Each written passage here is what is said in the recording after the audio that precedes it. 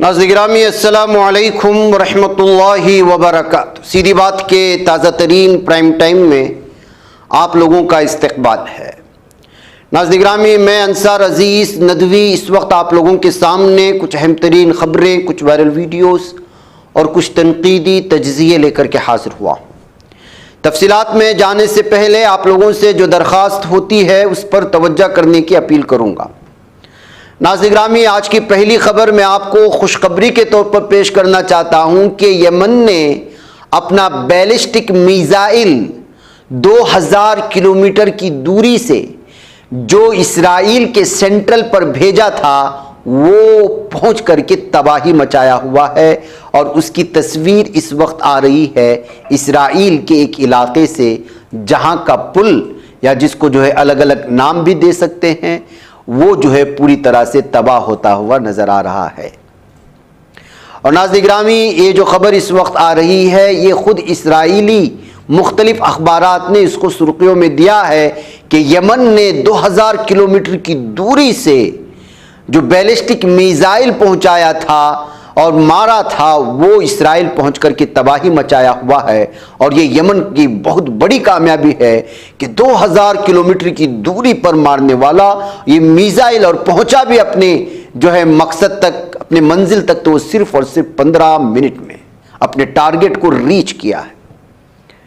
इस पर जो है बाकायदा यमन की जानिब से इस वक्त ऑफिशियली इस वक्त अपने देखा कि वहाँ की जो है जनरल ने जिस तरह का बयान जारी किया है हूसी तंजीम का, उन्होंने बाकायदा ऑफिशियली इसका डिक्लेयर कर दिया और कहा कि वाकई में हमारा मिसाइल जो है वो इसराइल को तबाह करने के लिए गया था और तबाही मचाया। यह हमारी कामयाबी है कि हम इतनी दूर से भी इसराइल को टारगेट बना सकते हैं और ये जो है इसराइल की रात की नींदों को छीन लिया है। नाज़रीन गिरामी, जाहिर सी बात है कि एक बहुत बड़ी कामयाबी है यमन की।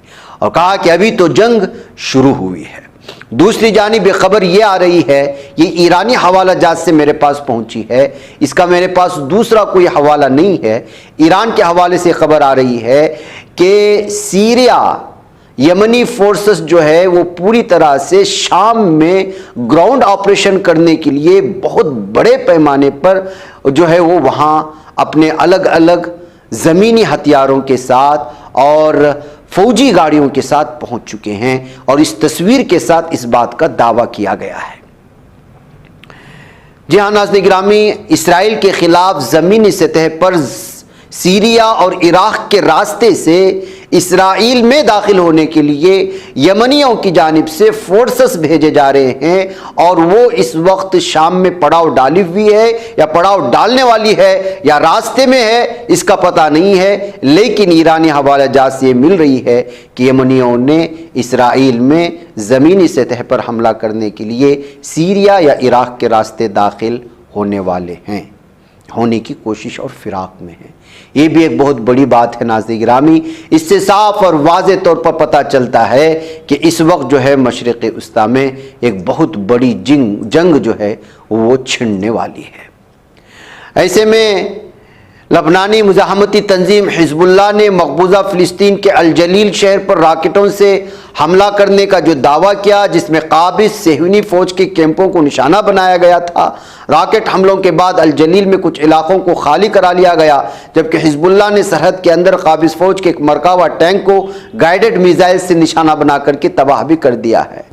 इब्रानी अखबार मारियू की वेबसाइट ने इत्तला दी है कि गुज़िश्ता रात से लबनान से बालाई अल जलील में सफ़द और तबरिया की तकरीबन 60 मिसाइल दागे गए। इनमें से एक खेप ने बड़ी तादाद में ऐसे इलाकों को निशाना बनाया जो आबादकारों से भरे हुए थे, गासिब सेहूनी इसराइली दरिंदे जहां बसे हुए थे और वहां पर बहुत बड़े पैमाने पर आग भड़क उठी। इसराइली चैनल 12 ने भी इसका जो है दावा किया है और कहा है कि नुकसान पहुंचा है। तो नाज़रीन गिरामी, इसराइल को पहुंचने वाले नुकसानात के सिलसिले में पूरी तरह से तफसीलात सामने नहीं आती, लेकिन ये चीज़ मैंने आप लोगों के सामने रखने की कोशिश की। जब इस तरह बड़े बड़े पैमाने पर हमले हिज़्बुल्लाह की जानिब से भी हो रहे हैं, अल-क़स्साम और हमास की जानिब से भी जो है मिसाइल दागे जा रहे हैं इसराइल की जानिब से, और इधर जो यमन भी पूरी कोशिशों में है, तो जाहिर सी बात है कि ये ऐसा ही नहीं है। इसका बहुत बड़ा नुकसान पहुँच रहा है और इसराइल इसको छुपा रहा है। उधर नाज़िर गिरामी मुत्तहिदा अरब इमारात के वज़ीर ख़ारिजा अब्दुल्ला बिन ज़ैद अल नहयान ने कहा है कि उनका मुल्क फ़िलिस्तीनी रियासत के क़याम के बगैर गज़ा में जंग के अगले एक दिन की हिमायत के लिए भी तैयार नहीं है। उन्होंने ये बयान ट्विटर पर पोस्ट किया है। ये हालिया अरसे के दौरान बहुत सी इसराइली और मगरिबी रिपोर्ट्स के बाद सामने आया, जिसके बारे में उन्होंने गज़ा में होने वाली जंग को अगले दिन कहा था। इसमें इस पट्टी और इसमें हमास के मुस्तकबिल के लिए एक विजन तरतीब दिया गया। वाज़ेह गुज़िश्ता जुलाई में इसराइली वज़ीर-ए-आज़म बिन्यामिन नेतन्याहू के दौरे वाशिंगटन से चंद रोज़ कबल इसराइली पार्लियामेंट ने फ़िलिस्तीनी रियासत के क़याम को मुस्तरद करने की करारदाद मंजूर की थी। 3 यूरोपीय ममालिक स्पेन, आयरलैंड और नॉर्वे ने मई में फ़िलिस्तीनी रियासत को तस्लीम किया था। इसके बाद जून में आर्मेनिया अक़वाम मुत्तहिदा के रुकन ममालिक की इस अक्सरियत में शामिल हो गई, जिन्होंने रियासत फ़िलिस्तीन को तस्लीम किया था। अब मुत्तहिदा अरब इमारात ने भी इस जानिब साफ व वाज़ेह तौर पर कह दिया है कि फ़िलिस्तीनी रियासत के क़याम के बगैर गज़ा जंग की हिमायत हम हरगिज़ भी नहीं करेंगे। उधर नाज़िर गिरामी ज़ालिम दहशतगर्द इसराइल शिमाल में एक बड़े फौजी ऑपरेशन की तैयारी कर रहा है, इस बात का ऐलान भी सामने आया है और उसकी तस्दीक इस जालिम दहशतगर्द वज़ीर आज़म ने किया है, जिसका नाम बिन्यामिन नेतन्याहू है। शिमाल में बड़े पैमाने पर फौजी मुहिम की तरफ बढ़ रहा है। इसराइली चैनल 13 के मुताबिक याहू के हल्के के सीनियर अहदेदार ने कहा कि फौजी कार्रवाई के लिए कोई तारीख तय नहीं की गई, लेकिन ये मुस्तकबिल करीब में तय की जाएगी। चैनल 13 ने यह भी वजाहत की कि कल होने वाली स्ट्रेटेजिक बहस में जालिम नेतन्याहू ने कहा कि हम एक वसी और शदीद मुहिम की तरफ बढ़ रहे हैं। शिमाली महाज पर बहस के लिए सियासी और सिक्योरिटी वज़ारती कौंसिल का इजलास कल होगा। चैनल ने कहा कि सिक्योरिटी के अंदाजे बताते हैं कि शिमाल में जंग को फैलाने के लिए गज़ा में फौजी मौजूदगी को कम करने की ज़रूरत है। तो बैकअप नाज़िर गिरामी गज़ा के बाद ऐसा लगता है कि लबनान के रास्ते से इस वक्त जो है दीगर ममालिक में भी जालिम दहशतगर्द सेहनी दरिंदे अपनी आग को फैलाने की कोशिश करेंगे। यही वजह है कि इस वक्त जो है शाम और इराक के रास्ते से दीगर ममालिक के बहुत सारे अलग अलग तरह के फ़ौजी दस्तियाँ जमा होने लगे हैं और कब ये जो है लावा फटेगा और कब जो है पूरी तरह से सारे की सारे आलम को अपने लपेट में लेगा, कहा नहीं जा सकता। दिल्ली के वज़ीर आला अरविंद केजरीवाल गुज़िश्ता रोज़ ही तिहाड़ जेल से बाहर आए। अब जानते हैं, इस दरमियान इतवार को उन्होंने अगले 2 दिन में वज़ीर आला के ओहदे से इस्तीफ़ा देने का ऐलान करते हुए सभी को हैरान कर दिया। अरविंद केजरीवाल ने कहा कि अगले 2 दिन में कानून साजिया पार्टी की मीटिंग होगी और उसमें नए वज़ीर आला का इंतखाब किया जाएगा। उन्होंने किसी का नाम लिए बगैर कहा कि अगला वज़ीर आला भी आम आदमी पार्टी से ही होगा। अरविंद केजरीवाल ने आम आदमी पार्टी के कारकुनों आवाम से खिताब करते हुए कहा कि जब तक आवाम की अदालत में जीत नहीं जाता हूं, तब तक मैं वज़ीर आला नहीं बनूंगा। मैं चाहता हूं कि दिल्ली का इंतखाब नवंबर में हो, आवाम वोट देकर जिताएं, उसके बाद मैं वज़ीर आला की कुर्सी पर बैठूंगा। बैकअप नाज़िर गिरामी दिल्ली के वज़ीर आला ने कहा कि आवाम की दुआ से बीजेपी की सारी साजिश का मुकाबला करने की ताकत रखते हैं। इनके आगे हम नहीं झुकेंगे, न रुकेंगे और न बिकेंगे। आज दिल्ली के लिए कितना कुछ कर पाए क्योंकि हम ईमानदार हैं। ये बीजेपी हमारी ईमानदारी से डरते हैं क्योंकि ये ईमानदार नहीं है। बैकअप नाज़िर गिरामी जेल में रहते हुए इनसे बार बार इस्तीफ़ा का मुतालबा किया गया था, लेकिन उस वक्त तो नहीं दिया। अब बाहर आने के बाद इस्तीफ़ा देने के मुतालबे को लेकर के अरविंद केजरीवाल के इस बयान को लेकर के अलग अलग तरह के सियासी तबसरे हैं। किसी ने कहा कि कहीं लगता तो है कि जो है इनकी ज़मानत के पीछे किसी से मुआहदा हुआ है, तभी जाकर के जो है ये इस्तीफ़ा देने पर राज़ी हुए हैं, या कोई ना कोई तो बात है जिसकी वजह से जेल से बाहर आते ये इस्तीफ़े की बात कर रहे हैं।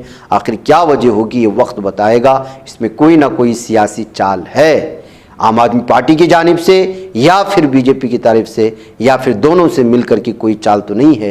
ये अलग अलग तबसरे पढ़ने और देखने को मिल रहे हैं। नाज़िर गिरामी पहाड़ी रियासत उत्तराखंड में मुसलमानों के ख़िलाफ़ जो ज़्यादतियाँ हो रही हैं वो तो आप लोगों के सामने मौजूद है। उसी तरह यहाँ पर आसमानी आफतें भी मुसलसल आ रही हैं।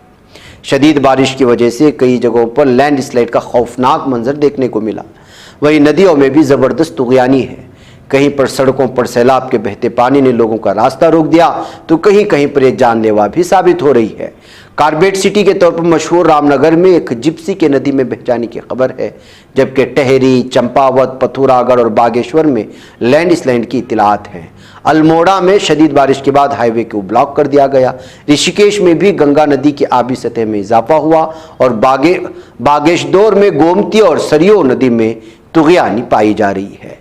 पथुरागढ़ में कसीर मिकदार में बारिश के बाद धारचूला थवा घाट कौमी शाहरा में चैनल कोट के पास बड़ा लैंडस्लाइड हुआ, जिसमें पहाड़ी का एक बड़ा हिस्सा भर भरा कर नीचे गिर गया। इस जबरदस्त लैंडस्लाइड का वीडियो भी काफी वायरल हो रहा है।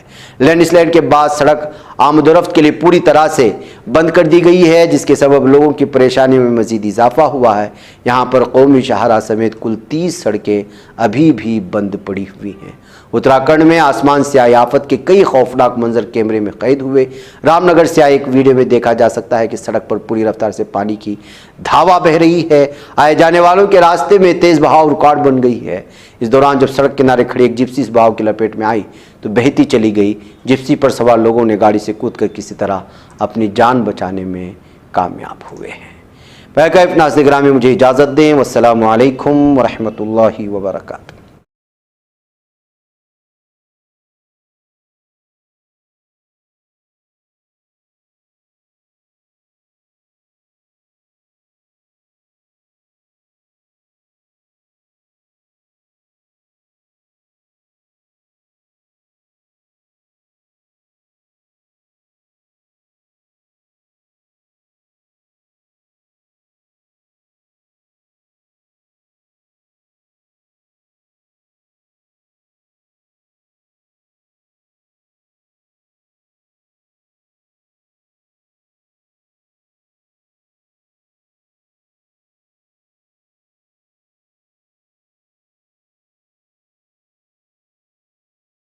बच पाता है कोई सहाफ़ी की निगाहों से, मिलाता है ये लोगों को मोहब्बत की पनाहों से। करम और दर्द मंदी का है एक संसार, सीधी बात। अज़ीमत जुर्अतो हिम्मत का है इज़हार, सीधी बात। अज़ीमत जुर्अतो हिम्मत का है इज़हार, सीधी बात। ये चैनल हक निगर बनकर कुचल देता है फितनों को।